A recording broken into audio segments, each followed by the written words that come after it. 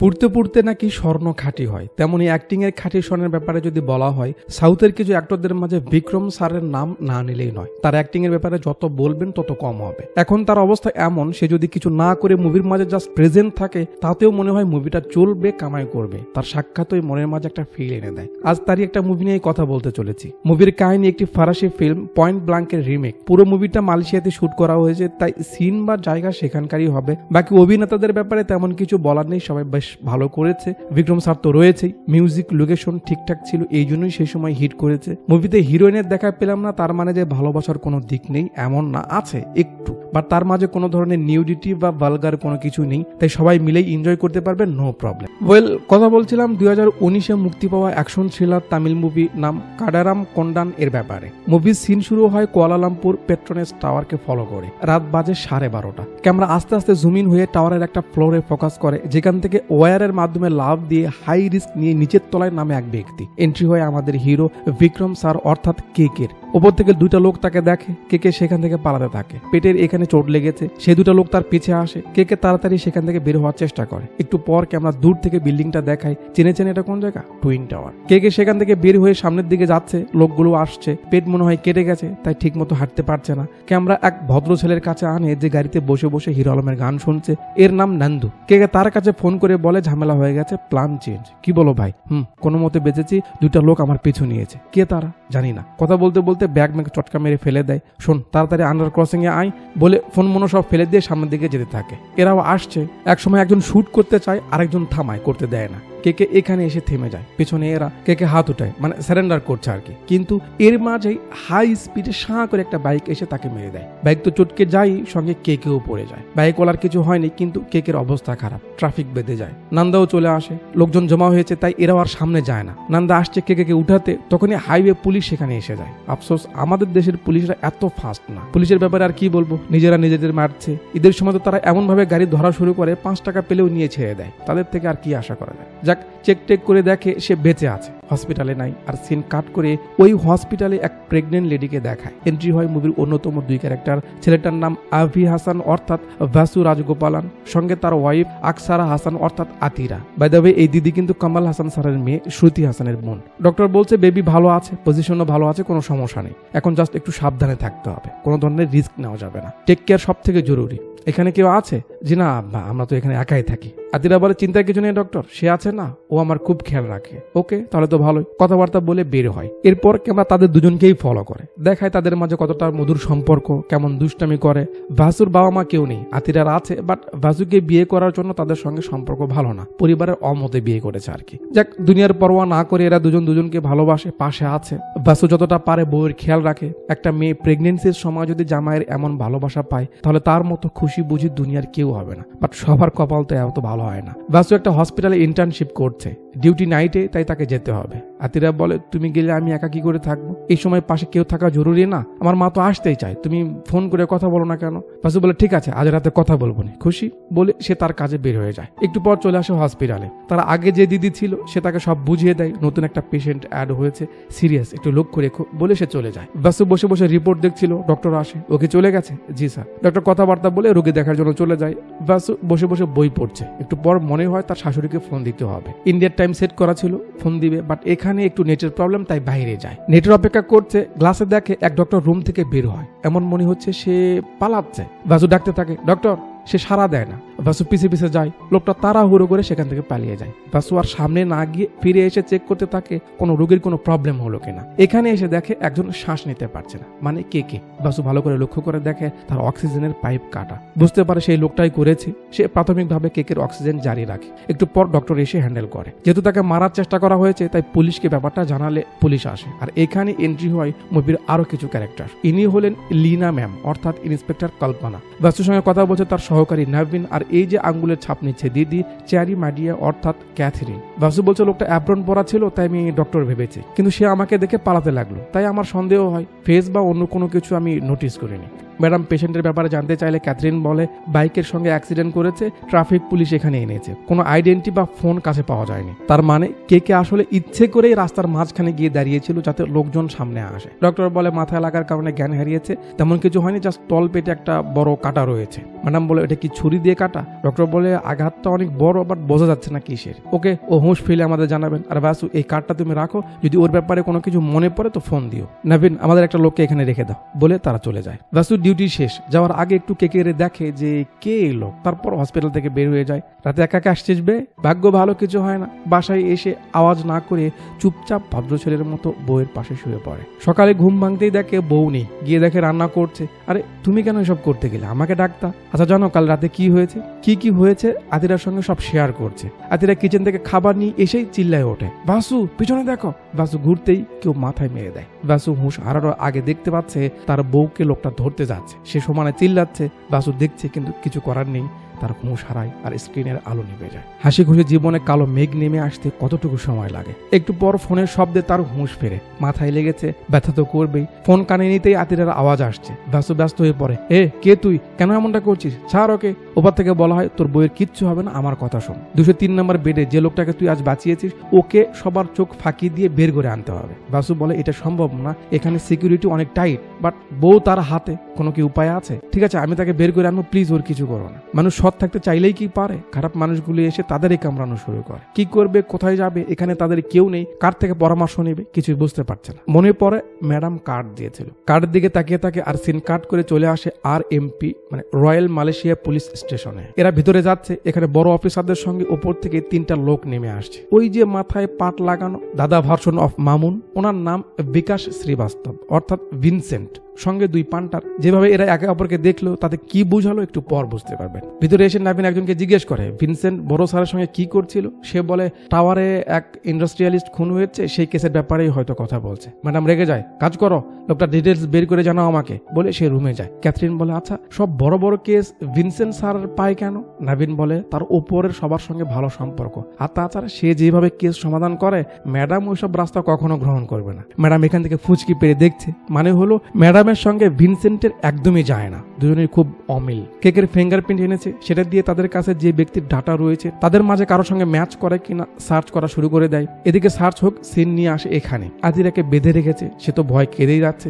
এখানে দুজন কথা বলছে। ও হ্যাঁ, আতিরাকে উঠিয়ে এনেছে কিন্তু নন্দুই। সে যে হোলা ব্যাঙের সঙ্গে কথা বলছে তার নাম মাকায়া। কি জানি কথা হয় দুজনের মাঝে। ওদিকে বাসু সকাল সকাল চলে আসে হসপিটালে। কেকের রুমের সামনে তো গার্ড দাঁড়িয়ে, সে ডক্টরের মতো ভিতরে যায়। নার্সকে বলে তাকে এক্সরের জন্য নিয়ে যেতে হবে। এরা ম্যাচ করতে দিয়ে অপেক্ষা করছে। শেষে কেকের একটা ছবি ভেসে ওঠে, মানে ম্যাচ করে যায়। ব্যাস, এরা তো এক্সাইটেড। ক্যাথরিন ম্যাডামের কাছে যায়, ম্যাডাম কাজ হয়েছে। ওদিকে বাসু এক্সরের কথা বলে পেশেন্টকে বের করছে। গার্ড বলে তাকেও সঙ্গে যেতে হবে। এদিকে এরা রেডি হচ্ছে, কেকের কাছে যাবে। ক্যাথরিন বলছে তার কোনো ফিক্সড নাম নেই, ছদ্মবেশী নাম। লাস্ট যে নাম সে ইউজ করেছে সেখানে কেকে দেওয়া। কেকে মানে কোনো মানে নেই, জাস্ট কেকে। বাসু কেকের নিয়ে লিফটে উঠেছে। গার্ড বলে কোন ফ্লোর? বাসু বলে 12। এরাও রওনা দিচ্ছে। ক্যাথরিন গার্ডকে ফোন দিয়ে বলে দেয় যে পেশেন্টকে যেন রুম থেকে বের না করা হয়, আর কেউ যেন তার রুমে না ঢোকে। গার্ড বলে ওনাকে ফিরিয়ে নিয়ে যেতে হবে, চলুন। এর মাঝে লিফট 12 তলায় এসে খুলে যায়। গার্ড দেখে আরে এখানে তো কিছুই নেই। বাসু গার্ডকে একটা ঝটকা দেয়, তারপর গিয়ে চেক করে সে বেঁচে আছে কিনা। সে তো আর প্রফেশনাল না, তাকে জাস্ট বেহুশ করেছে। ওদিকে এরা বের হয়েছে। ক্যাথরিন কেকের ব্যাপারে আরো বলছে যে কিডন্যাপিং, রবারি, ডাকাতি সহ আরো অনেক অভিযোগ রয়েছে, কিন্তু কোনো মামলার কোনো ধরনের ক্লু পাওয়া যায়নি। এক কথায় বলতে গেলে কেকে খুবই চতুর একজন আসামি। অস্ত্র বহনকারী পুলিশের গাড়িতে হামলার জন্য 5 বছর জেল খেটেছে, তারপর গায়েব ছিল, এখন বের হয়েছে। যত চোরাচালান, গ্যাংস্টার, ডিলার রয়েছে সবার প্রিয় সে, কারণ সে যে কাজ করে নিখুঁত ভাবে করে, তাই তার অনেক ডিমান্ড। আর সব থেকে ইন্টারেস্টিং ব্যাপার কি জানেন ম্যাডাম? সে আমাদের ডিপার্টমেন্টের সহ আর্মির ট্রেনিং প্রাপ্ত। এমনকি সে ডাবল এজেন্টও ছিল। কেন ছেড়েছে বা কি হয়েছে কোনো ডাটা নেই। যে কোনো সিন্ধুক বা লকার চোখের পলকে খুলে ফেলার ওস্তাদ সে। বাপরে, এ মানুষ একই গোপাল ভাঁড়। ওদিকে বাসু কেকের কি যেন একটা ইনজেকশন দিয়ে দেয়। এরা প্রায় চলে এসেছে। ক্যাথরিন কেকের ব্যাপারে শেষ নিউজ দেয় যে ভিনসেন্টের সব কেসের মাঝে এই কেকের কেসটাই একটা যেটা সে আজও সমাধান করতে পারেনি। ম্যাডামের জোশ ওঠে, যে করে হোক এটা সমাধান করতে হবে, চলো। বাসু গার্ডের হাত পা বেঁধে দিচ্ছে। আমরা দেখি কেকের হুঁশ ফিরছে। একটু পর সে ওঠার চেষ্টা করে, কিন্তু শক্তি পাচ্ছিল না। বাসু এসে তাকে ধরে, আরে কি করছো, বসো বসো। কেকে আস্তে আস্তে বসে, তারপর বাসুকে ধরে ফেলে। কার কাছে এসেছো? কি হচ্ছে এখানে বল? ওসব কিসের ইনজেকশন? কে তুই? বাসু বলে ওইটা তোমার হুঁশ ফিরে আনার জন্য, আর আমি একজন ডক্টর, প্লিজ কথা শোনো, আমরা হসপিটালে আছি। কেকে দেখে সে গান তাক করেছে তার পেটে, মানে বাসু গার্ডের থেকে গানটা নিয়েছে। কেকে ধরলে তো সে পাবে না, কিন্তু কিছু করে না। বাসু কাঁদো কাঁদো গলায় বলে, ভাই তুমি কি? আমি চিনি না, আমাকে ফাঁসানো হয়েছে, আমার বউ প্রেগনেন্ট, তাকে একজন উঠিয়ে নিয়ে গেছে, বিনিময়ে তোমায় বের করে নিয়ে যেতে বলেছে, প্লিজ চুপচাপ চলো, যাও ওই শার্টটা পরে নাও প্লিজ। কেকে কিছু বলে না, বাট পুরো পরিবেশে যে মিউজিকটা ইউজ করেছিল কঠিন লাগে। কেকে চুপচাপ তার সঙ্গে যাচ্ছিল, ডক্টর দেখে ফেলে, বাসু পিছু নেই, এ বাসু। বাসু পালাচ্ছে। পরে এখানে এসে ডক্টর দেখে পেশেন্ট বসে আছে, পেছন থেকে বাসু এসে ডক্টরের মাথায় মেরে দেয়, তারপর সেখান থেকে বের হয়ে যায়। ওদিকে এরাও এসে গেছে, তাদের দেখতে পেয়ে বাসু মুখ ঢেকে নেয়। তারপর তারা চলে গেলে কেকেরে নিয়ে বাসু বের হয়ে যায়। এরা আসছে আর গার্ডকে ফোন দিচ্ছে, কিন্তু সে ফোন রিসিভ করছে না। রুমে এসে দেখে কে নেই, কই গেল? দিদি বলে এক্সরে জন্য নিয়ে গেছে। হলো খোঁজা শুরু করে। এরা বাসে করে যাচ্ছে, বাসু তো টেনশনে আছে, না জানে তার বউ কেমন আছে। এরা খুঁজে মুজে অফিসারকে পেয়েছে, ক্যামেরায় সব দেখা যাচ্ছে বাসু কিভাবে তাকে বের করেছে। তাদের পিছন থেকেই বের হয়ে গেছে, তারা দেখেনি। ব্যাপারটা নিয়ে কল্পনার রিয়াকশন দেওয়ার আগেই পেছন থেকে আওয়াজ আসে, বাহ ভিনসেন্ট এসেছে। নাকের ডগা দিয়ে আসামি পালিয়ে গেল, আর এখানে এসে নাটঙ্কি চলছে। তুমি এখানে কেন? ভিনসেন্ট বলে, আমি কেন? টাওয়ারের শিল্পপতি হত্যার সঙ্গে এই কেস জড়িত, তাই উপর থেকে এই কেস আমাকে দেখতে বলা হয়েছে। কল্পনা তো রাগ ওঠে। কল্পনা বলে, ওরা আমার অফিসারকে মেরেছে, তার মানে এই কেসটা এখন আমার। এই চলো রে, বের হয়ে যায়। ভিনসেন্ট আবার ফুটেজ দেখে, বাসুকে ভালো করে লক্ষ্য করে। কে পত্রিকায় একটা নিউজ দেখছিল, বাসুর কাছে ফোন আসে, সে বলে কাজ হয়েছে। কে ফোন নেই। কিরে কই তুই? নান্দু বলে, ভাই ওল্ড হারবারে। মাকা কি বলছে? নান্দু বলে, সে এখানে আছে, তোমার সঙ্গে দেখা করতে চায়। ওকে থাক, আমি আসছি। বাসু বলে, আসছি মানে? আমার বউ কই? কোথায় রেখেছে ওকে? কে বলে, ওল্ড হারবারে আছে, সন্ধ্যায় পৌঁছে যাবে, তুই বাসায় চলে যা। বলে সে নেমে যায়। বাসু মাথা মোটা কথা শোনে না, আমার বউ এখনই চাই, ওর অবস্থা ভালো না। কে কথা শুনছে না বলে গাদা ফাঁকা শুট করে তাকে ভয় দেখায়।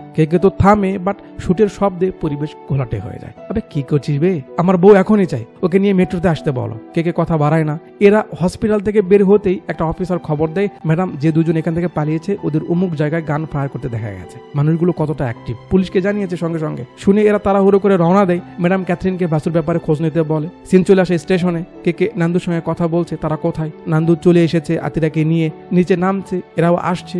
দুজনকে দেখে ফেলে, অদলা বদলি হবে। এর মাঝে ওই দুই মোটু পাতুর গু এসে পড়ে। কে তাদের দেখে বাসুকে থামায়। নান্দু আতিরাকে আসতে দেয় না। এরা এখনো দেখেনি। বাসু আর আতিরা তো ছটফট করছে, কিন্তু এমন অবস্থায় সামনে গেলে ঝামেলা বাড়বে, তাই কে বাসুকে নিয়ে আর নান্দু আতিরাকে নিয়ে চলে যায়। এরা দেখে কেকের পিছু নেয়। কে বাইরে এসে একজনের গাড়ি চুরি করে সেখান থেকে পালিয়ে যায়। এরা আবার ভেতরে যায়। ওদিকে কল্পনা বাস স্টপে গিয়ে তদন্ত করছে। বাসুর ছবি দেখালে একজন বলে গুলিটা এই করেছে। কল্পনা ভাবছে কে প্রফেশনাল, আর বাসু তাকে জিম্মি করে নিয়ে যাচ্ছে, ব্যাপারটা কেমন হলো। একটু পর ক্যাথরিন এসে বলে, ম্যাডাম বাসু এসবের মাঝে ফেসে গেছে, ওর কোনো ব্যাকগ্রাউন্ড নেই, প্রেমের বিয়ে, বউকে নিয়ে এখানে সেটেল রয়েছে, ফ্রেশ মনে হচ্ছে, ওকে বাধ্য করা হয়েছে। কে বাসুকে নিয়ে তার সেফ হাউসে আসে, যেখানে সে থাকতো। তার পেটের অবস্থা খারাপ, চাবি এখানেই রেখে যায়। বাসুকে খুলতে বলে, ভিতরে গিয়ে আগে একটু আরাম করে বসে। বাসু বলে, আপনার ওখানে সেলাই করতে হবে, মেডিকেলের কোনো সরঞ্জাম আছে? কে বলে দেয়। আলমারি খুলতেই বাসু দেখে এখানে তো টাকার অভাব নেই। সে সেদিকে মনোযোগ না দিয়ে জিনিসপত্র নেয়। আদ্রাকে বাথরুম থেকে আনা হলো। নান্দু বলে, তুমি যদি চালাকি না করো তাহলে হাত বাঁধা হবে না, চুপ থাকো। ওকে। তারা কথা বলছে। এর মাঝে নান্দু আন্দাজ করতে পারে কেউ হয়তো এখানে এসেছে। অ্যালার্ট হয়। বাইরে যাওয়ার একটু পরেই ওই দুই রসকস ভিতরে আসে। আতিরা তো তাদের দেখে আরো ভয় পেয়ে যায়। সেখানে আবার হোলা ব্যাঙ। বাসু কেকের কাটা জায়গায় সেলাই করে দেয়। কে বাথরুমে যায় গোসল করতে। বাসু দরজা খুলে রাখতেই বলে, তো সে গোসল করুক। এর ফাঁকে বাসু একটু টিভি অন করে, কি চলছে দেখতে। বাস যেমন ভেবেছিল, চ্যানেলে একটাই নিউজ, বাসু নামের একজন ডক্টর কে নিয়ে পালিয়েছে। নিউজে বাসুকে ক্রিমিনাল বানানো হয়েছে। বাসুর যে ডক্টর সে তো সব দেখেছে, সেও সবকিছু বলে দিচ্ছে। বাসু টিভি দেখতে বিজি, এদিকে কে এখান থেকে একটা মাল বের করে নেয়। বাসু নিউজে সব দেখে ঘাবড়ে যায়। তার কাছে যে কল্পনা কার্ড ছিল তাকে ফোন করে, ম্যাডাম আমি বাসু। বাসু, যে ডক্টরকে আপনি খুঁজতেছেন? আরে তুমি? ম্যাডাম আমি কিছু করিনি, আমাকে ফাঁসানো হয়েছে, আমার বউকে ওরা উঠিয়ে নিয়েছে। সব খুলে বলে। কল্পনা জানতে চায় তারা এখন কোথায় আছে। বাসু প্রথমে বলতে চায় না, কিন্তু কল্পনা ভরসা দেয় সে তাকে বাঁচাবে। বাসু ঠিকানা বলে দেয়। কল্পনা বলে, ঠিক আছে তুমি ওখানেই থাকো, আমি আসছি। বাসু কথা শেষে ভিতরে গিয়ে দেখে বাথরুমে পানি তো পড়ছে, কিন্তু লোক নেই। কি হলো? ফিরে আসতেই কে তার সামনে গান নিয়ে, এবার কই যাবি ভাতিজা? বাসু তো আর কিছু করার নেই। কল্পনা নাবিনকে ফোন করে ঠিকানা বলে দেয় যে ক্যাথরিনকে নিয়ে এসো, আমি সেখানে যাচ্ছি। কে বাসুকে বেঁধে রেখে সে রেডি হয়। এই তো সবে হিরো লুক আসলো। দেয়ালের মাঝে বক্স, তার ভিতরে গান মানের অভাব নেই, যা তার লাগবে নিয়ে নিচ্ছে। নেওয়া শেষ, তখনই সেখানে ভিনসেন্ট তার লোক নিয়ে হাজির হলো। ওমার ভাসুকে ধরে, কে বিড়ি টানছিল, ভিনসেন্ট একটা ঘুষা মারে, দিদি হাত করা পরিয়ে দেয়, কেকের থেকে গান কেড়ে নেয়। তার কিছুক্ষণ পর কল্পনা আসে, তার আগেই এরা পৌঁছেছে দেখে তো সে অবাক। উপর থেকে পরিবেশটা এমন যেন এরা এদের মারবে। হোয়াট ইজ দিস, কি হচ্ছে এখানে? ভিনসেন্ট বলে, তুমি এখানে কেন? তোমার এখানে আসা উচিত হয়নি। কল্পনা বলে, এটা আমার কেস, আমি আসবো না, আপনি কেন এখানে? তারা কথা বলছিল, ওই দুই পপটলাল আসে, একজনের হাতে একটা লকেট। দেখেই ভাসু চিল্লানো শুরু করে, এটা তো আমার ওয়াইফের, ম্যাডাম ওরাই আমার ওয়াইফকে। ওরা, তুমি ওদের চেনো? পিছন থেকে ধাম করে গুলি চলে, কল্পনা পড়ে যায়, শেষ। মানে ভিনসেন্ট কল্পনাকে মেরে দিল। সবাই অবাক, এটা কি হলো? কে হয়তো আন্দাজ করতে পারছে এখানে কি হবে। ক্যামেরার দিকে তাকায়, মুভির ইন্টারভেল পয়েন্ট। ইন্টারভেল পর সিন এখানেই শুরু হয়। ভিনসেন্ট রেগে যাচ্ছে, সে কি করে ভিতরে এলো, সব ক্লিয়ার করো, আমি ফুটেজ দেখছি বলে এদের দুজনকে রেখে সে চলে যায়। উমার গান থেকে ভিনসেন্টের হাতের ছাপ মুছে নিয়ে ভাসুর হাতের ছাপ নিয়ে নেয়, মানে সে ম্যাডামকে মেরেছে, আর উপায় না পেয়ে তাদের দুজনকে এদের মারতে হয়েছে, এটাই প্ল্যান। মারার আগে একটু আলমারিটা খুলে দেখে নেই বলে উমার আলমারি খুলতে দেখে টাকা। শালা তোদের জীবনে তো আরামে নেই, এত টাকা উঠিয়ে নিচ্ছে। একটা মদের বোতল সেখানে পেয়ে যায়, আর কি ইন্ডিয়ানি স্বভাব বের হয়ে আসে। সে খেয়ে একে দিতে যাবে, বোতলটা পরে ভেঙে যায়। কেকে লক্ষ্য করে, তার ধ্যান ওমরের দিকে। ভাসুকে ইশারা করে তার পাশে কেকের ম্যাচ লাইট পড়েছিল সেটা দিতে। ভাসু দেয়, কেকে জ্বালিয়ে পড়ে যাওয়া মদের উপর ফেলে দেয়। সে তো আগুন নিয়ে বিজি, এই ফাঁকে কেকে গিয়ে তার গান কেড়ে নেয়। ওমর আসতে ধরলে পায়ে একটা মেরে দেয়, ও তো শেষই। এরপর ওমরের গান কেড়ে নেয়, তারপর হাত করা খুলে ফেলে। ভাসু চেয়ে আছে, কেকে ভাসুকে চাকু দিয়ে বাইরে নজর রাখতে বলে। তারপর কেকে উমরকে ধরে, বল কি হচ্ছে এখানে, তোরা কারা? অবভিয়াসলি সে সোজাসুজি বলবে না, আরেকটা খায়। তারপর বলে তারা স্পেশাল ইনভেস্টিগেশন টিমের, যে মারা গেল মানে কল্পনা, সেও তাদের আরেক টিমের। কেকে বলে, এখানে কিসের ইনভেস্টিগেশন করছিস আর আমাকে কেন মারতে চাইছিস? উমর বলে, আমরা কখনো কখনো ক্লায়েন্টকে অতিরিক্ত সেবা দিয়ে থাকি, এটাও তেমনই। কিসের সেবা? উমর বলে, অনেকে আমাদের হায়ার করে তাদের পার্সোনাল কাজের জন্য, যেমন টাওয়ারের মামলায় করেছি। কেকে বলে, টাওয়ারের ওই শিল্পপতির সঙ্গে তোদের কি কানেকশন, আর আমি এর মাঝে কি করে, সব খুলে বল। উমর বলে, শিল্পপতির ছেলে আমাদের হায়ার করে যাতে তার বাবার থেকে সব সম্পদ সে তার নামে লিখে নিতে পারে, কারণ তার বাবা সব সম্পদ ট্রাস্টের নামে দিতে চেয়েছিল। আমরা মানে ভিনসেন্ট ভয় দেখিয়ে তার থেকে সব সম্পত্তি তার ছেলের নামে লিখে নেয়, তারপর তাকে মেরে ফেলে। এটা যেন খুন দেখায়, এজন্য আমাদের একটা লোকের দরকার ছিল।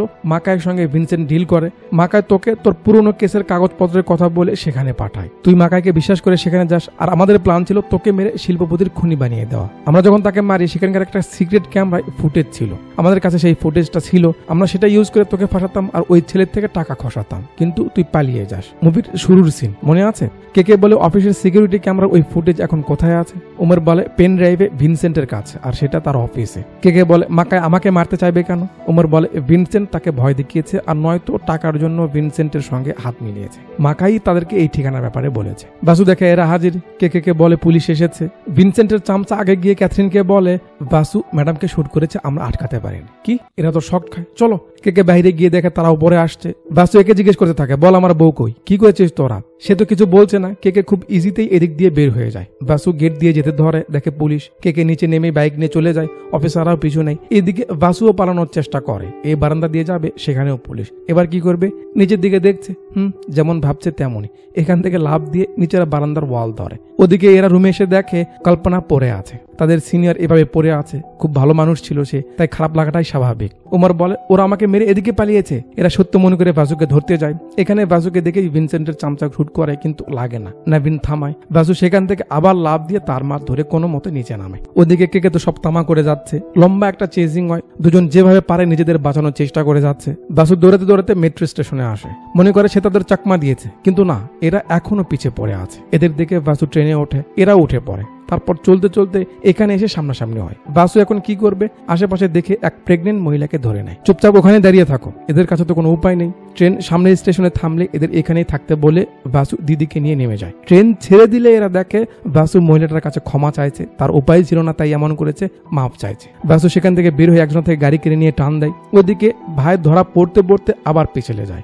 সিন এখানে আসে, কল্পনার বডি বের করা হয়। ভিনসেন্ট ওমরের উপর খুব রেগে যাচ্ছে, সে বলে সব হয়েই গেছিল, লাস্ট মিনিটে এসে ও হামলা করে, কিছু বলিসনি তো? ওমর বলে, না কিছু বলিনি। হেড অফিসার আসে, ভিনসেন্টকে যে করে হোক কেস ক্লোজ করতে বলে। ক্যাথরিন বলতে চায় সে ওই কেস দেখবে। ডক্টর ভাসুই ম্যাডামকে ফোন করেছিল এখানে আসতে। ভিনসেন্ট কথা ঘুরিয়ে নেয়, উল্টো তার উপরে রাগ দেখাতে থাকে, মানে সে তার মতো করে কেস ক্লোজ করবে, এরা তার সঙ্গে থাকলে তো আর হবে না। অফিসারও ভিনসেন্টকেই পাওয়ার দেয়। নাভিন ক্যাথরিনকে বুঝাই, ম্যাডাম নেই, এখন চুপ থাকো, নয়তো আমাদের প্রবলেম হবে। কি আর করার, ভিনসেন্ট তার লোকদের বলে দেয় হারবারের লোকদের অ্যালার্ট করে দাও, অনেক হয়েছে চল পুলিশের খেল, আর মাকায়কে বলে দাও ও যদি ফোন করে আমায় যেন জানায়। সিন চলে আসে ওল্ড হারবারে, যেখানে নান্দু আতিরাকে বন্দি করে রেখেছে। কে সেখানে আসতেই তার উপর হামলা হয়। কে তাদের সঙ্গে লড়ে সবাইকে সাইজ করে দেয়। একটু পর বাসুও সেখানে পৌঁছে। এই ঠিকানার ব্যাপারে তো কে আগে তাকে বলেছিল।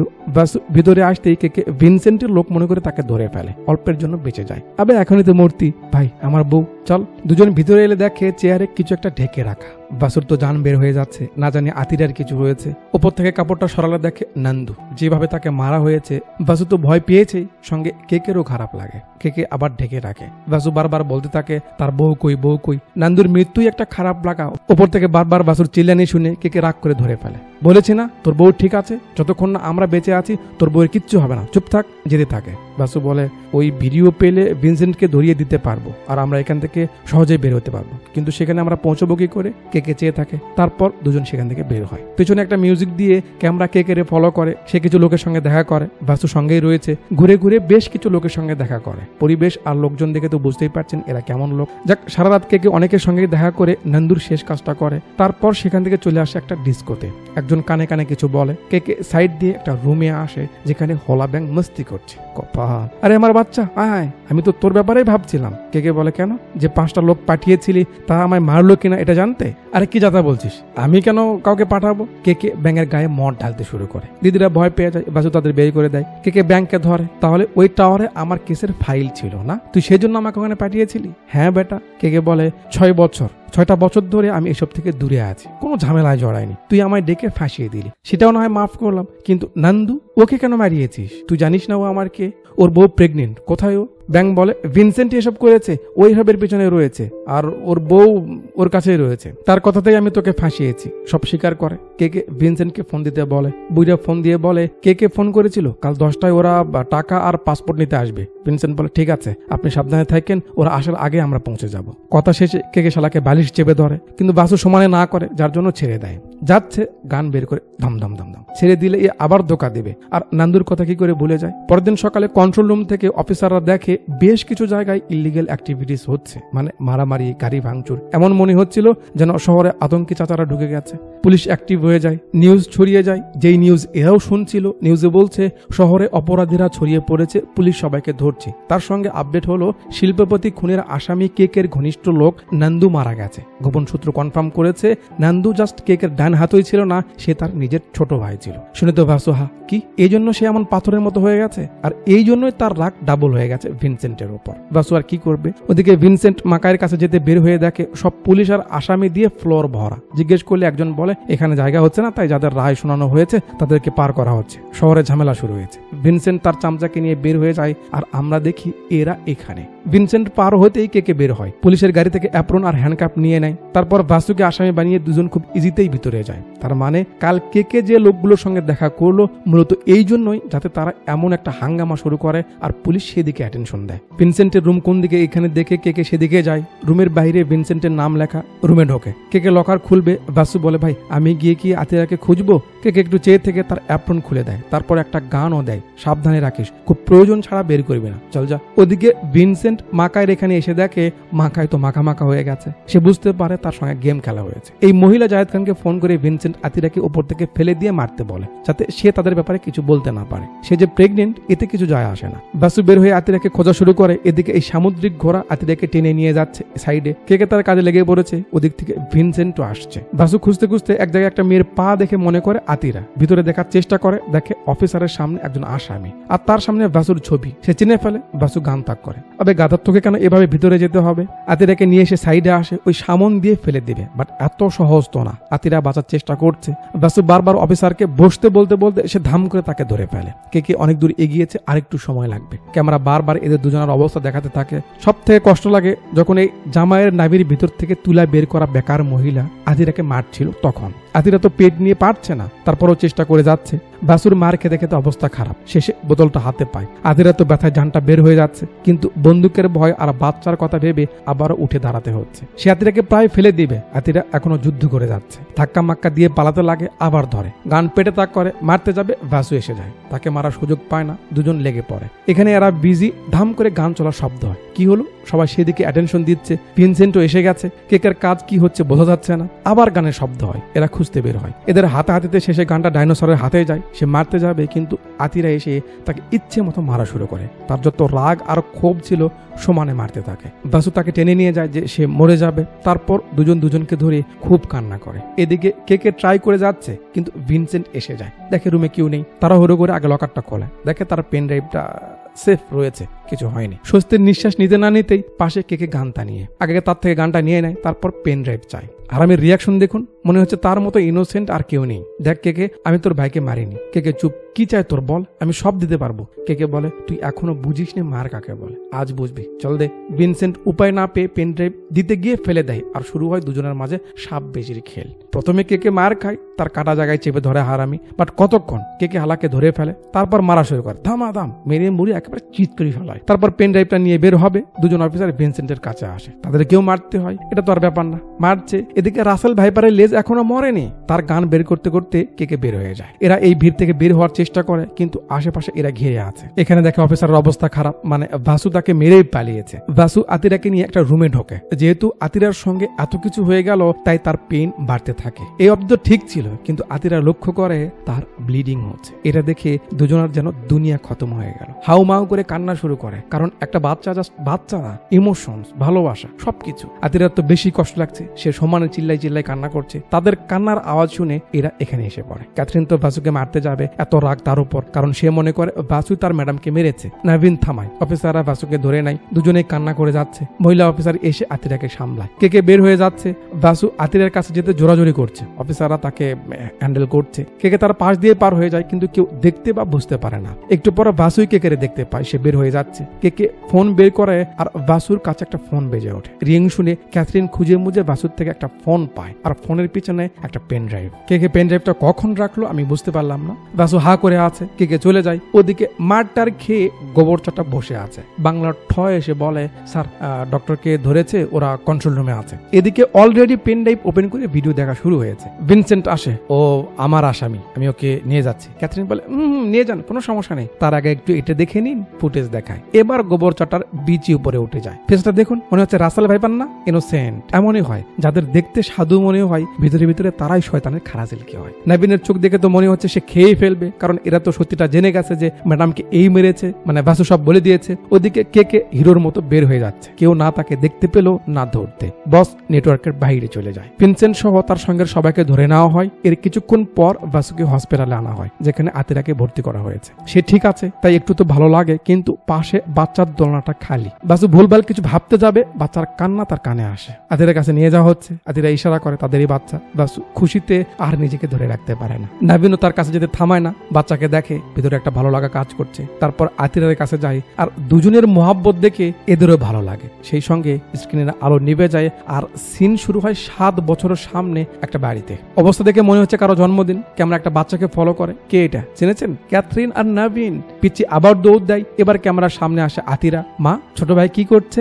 মানে সে আবারও প্রেগনেন্ট, আর এটা তাদেরই মেয়ে। পিচ্ছি আবার দৌড় দেয়। এবার সামনে আসে বাসু। বাবা, টিভি কাজ করছে না, তুমি চলো না একটু। বাসু এসে টিভিটা চালু করতেই নিউজ দেখতে পায়, যেখানে বলছে স্পেশাল ইনভেস্টিগেশন টিমের এক হায়ার অফিসার ভিনসেন্টকে মৃত্যু অবস্থায় পাওয়া গেছে। শিল্পপতি মামলায় প্রত্যক্ষভাবে জড়িত থাকায় তাকে 7 বছর কারাদণ্ড দেওয়া হয়, কিন্তু ভালো বিহেভিয়ারের কারণে কালকেই পেরোলে বের হয়েছিল। ক্যামেরা আমাদের দেখায় বের হওয়ার পর সে আগে স্পেশাল সার্ভিস নেয়, আর দিদি বের হয়ে যাওয়ার সঙ্গে সঙ্গে কেউ একজন তার কাছে আসে। বিজলির আলোতে যখন তাকে দেখায়, উফ, কঠিন লাগে না? আতিরার সেই লকেটটা আরামে কাছেই রেখেছে। কেকে ভিতরে আসে, মানে সেই তাকে মেরেছে। নিউজে বলছে হাতে গান আর মাথায় আঘাত। পুলিশ বলছে সে নিজেই এমনটা করেছে। নাবিন একটু খোঁজ নিতে যায়। নিউজে আরো বলে ভিনসেন্টকে এক্সপোজ করা কেকের কোনো খোঁজ নাই, কই হারিয়ে গেছে কেউ জানে না। বাসুর দরজায় বেল বাজে। সে গিয়ে দেখে কেউ নেই, নিচে একটা গিফট বক্স। বাসু উঠিয়ে নেয়, খুলে দেখে আতিরার সেই নেকলেসটা হাতে নিয়েছিল, পিছিয়ে সে নেয়, একা একা গলায় দেয়। কেমন লাগছে আমায়? খুব সুন্দর, তাহলে এটা আমার বলে সে নিয়ে নেয়। ভিতরে একটা চিট ছিল।